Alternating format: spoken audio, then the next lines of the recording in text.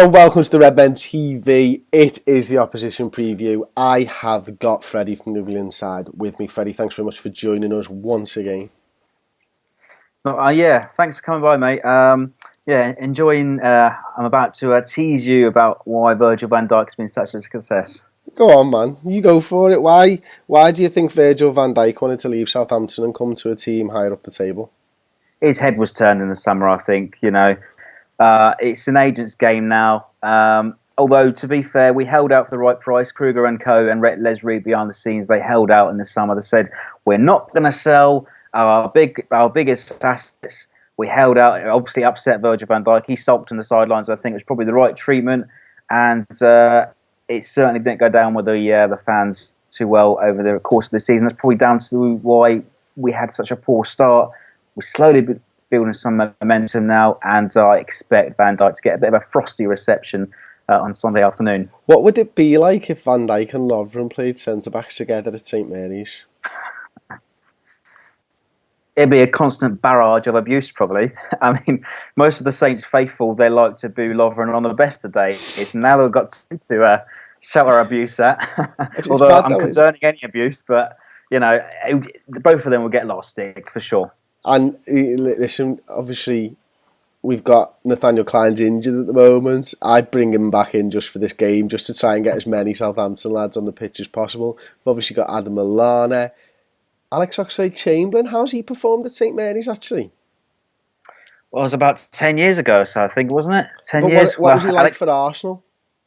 Did he ever perform there, or did he struggle? Or he had a few appearances, but Alex Oxlade-Chamberlain left at a time while Saints were in League One, so there's no hostility in that departure. In Alex, we all wished him very well. There's only a few departures from Saints that went on to other clubs that still remain very closely tied to the club. Theo Walcott as well at the time. We still like Theo Walcott. We wanted him back.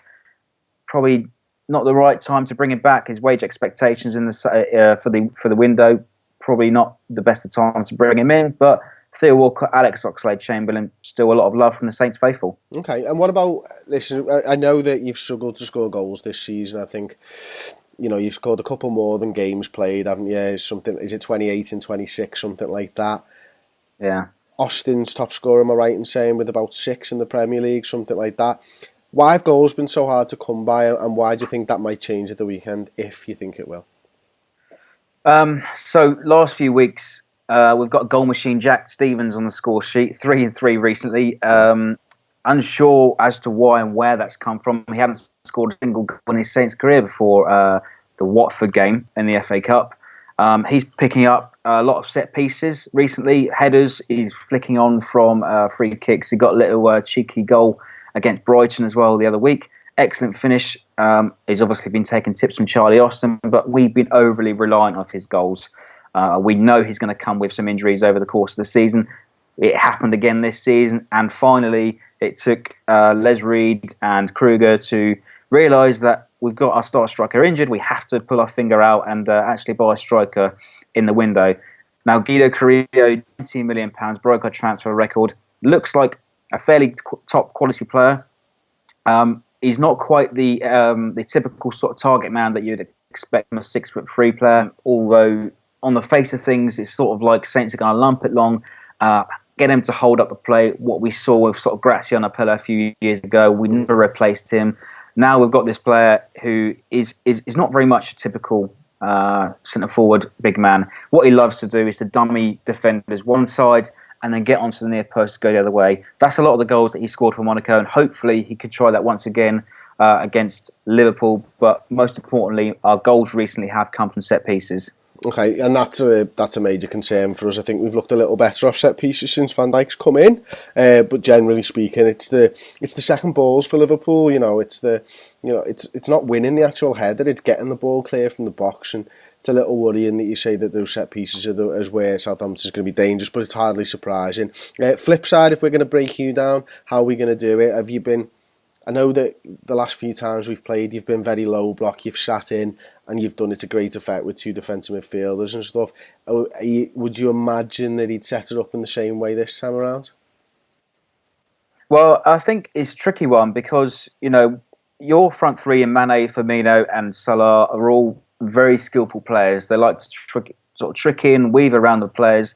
The difficulty that we've had whilst we've been conceding goals recently, it's the aerial or lack of aerial ability in Jack Stephens and Wesley Hoot. Mm-hmm. You know, they're obviously quality players, but they don't possess enough strength in the air. Now, Stephens, he's been scoring goals at the other end, but it's the other end of the pitch where, you know, you expect him to put the duty in, where he's been slightly at fault for maybe his positioning, you know, his strength. He's been bullied by some sort of centre forwards, but hopefully we don't see much of that because your forward line are sort of smaller than your average forwards. First half against Brighton was pathetic, rightly booed off, but if we carry on sort of momentum and the attacking flair and the attacking ability and going for the jugular like we saw against West Brom last weekend, then, you know, it's momentum to build upon. Okay. Final question then. What do you think the score is going to be, mate? Difficult. Obviously, now 6 games unbeaten. We're counting these FA Cup games because that's all we're clinging on for at the moment. We've drawn 11 games in the league so far. Wow. We've drawn with some of the... Well, it's actually the joint highest in the league so far, with West Brom down the bottom. We've got some decent draws against United, some decent draws against Tottenham as well, whilst we're in the Premier League. I would like to hope that will be another draw, and I'll take a draw right now to build a little bit of confidence and maintain a little bit of an unbeaten streak. Yeah, fair enough, mate. Okay, well, Freddie, listen, thanks very much for joining us. Obviously, everybody watching, thank you for watching. Don't forget to like the video, subscribe to us on YouTube, and do go and check out The Ugly Inside as well. We've done a collab over on that channel. We'll link to that at the end of the video. Drop a like on Freddie's video, give that a watch, subscribe to the channel if that's your thing. If you like Southampton videos, doing a great job down there. Freddie, thanks once again for joining us, mate.